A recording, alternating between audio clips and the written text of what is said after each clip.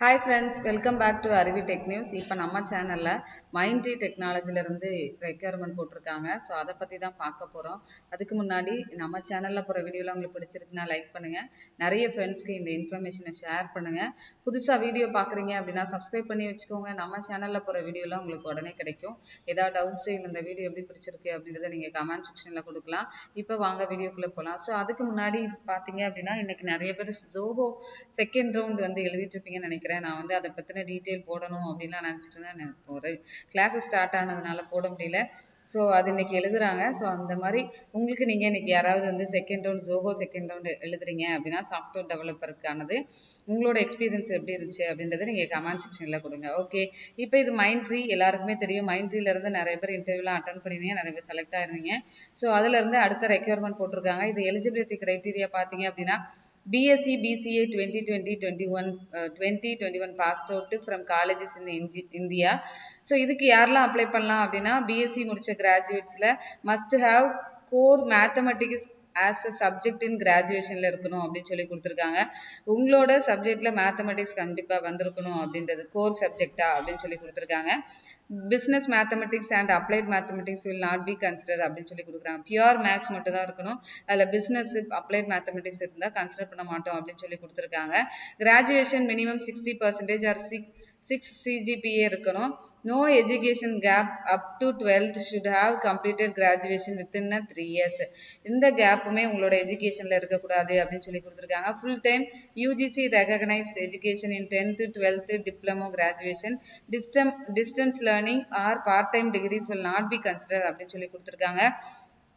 So அதே மாதிரி நான் இப்போ சொல்றது என்ன அப்படின்னா ஃபுல் டைம் நீங்கள் இப்போ படிக்கிறது தான் நல்ல வேல்யூ. ஏன்னா இந்த 2 years பேண்டமிக்ல நம்ம நிறைய லேர்ன் பண்ணிக்கிட்டு என்ன அப்படின்னா நம்ம எக்ஸாமே நம்ம வீட்டில இருந்து எழுதுனால அதுவே வந்து ஃபுல் பார்ட் டைம் மாதிரி டிஸ்டன்ஸ் எஜுகேஷன் மாதிரி தான் நடக்குது.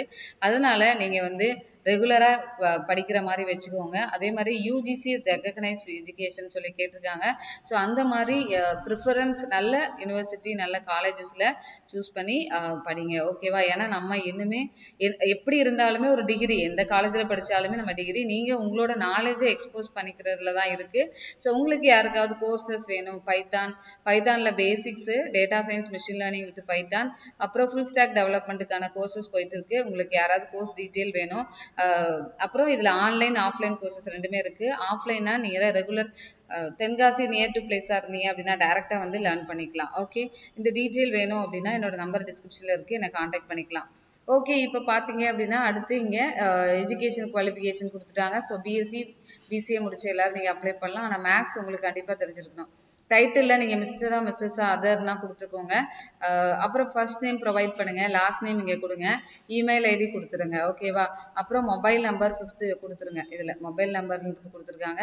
அடுத்து என்டர் யுவர் டேட் ஆஃப் பர்த்தை நீங்கள் இதை சூஸ் பண்ணிவிட்டு உங்களோட டேட் ஆஃப் பர்த் எந்த இயர்ன்றதை இங்கே சூஸ் பண்ணிவிட்டு அப்புறம் எந்த மந்த்து என்ன டேட்டு அப்படின்றது. You have a PAN card வச்சுருந்தீங்க அப்படின்னா எஸ் கொடுங்க.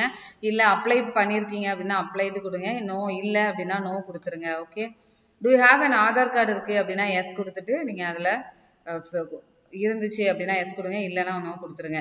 என்டர் யுவர் யூனிவர்சிட்டி ரிஜிஸ்ட்ரேஷன் நம்பர்னா உங்களோட யூனிவர்சிட்டி இப்போ நீங்கள் முடிச்சிருப்பீங்க B.Sc BCA முடிச்ச யூனிவர்சிட்டி நம்பரை இங்கே கொடுங்க.